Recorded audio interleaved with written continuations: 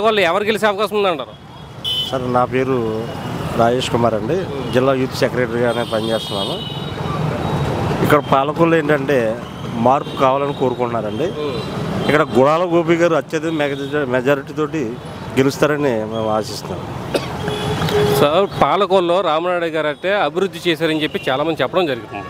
So అభివృద్ధి చేసిన వ్యక్తిని కోరుకుంటారా, లేదంటే సంక్షేమ పథకాలు ఇస్తున్నట్టు వైసీపీ పార్టీ తరఫున పోటీ చేసే గోపి గారిని కోరుకుంటారా?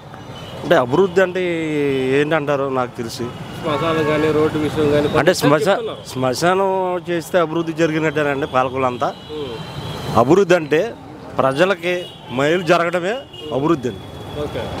ప్రజలకు మంచి జరగడమే అభివృద్ధి. ప్రజలకి ఆయన సంక్షేమ పథకాలు ఇచ్చి ప్రతి ఒక్కరికి మంచి జరుగుతుంది.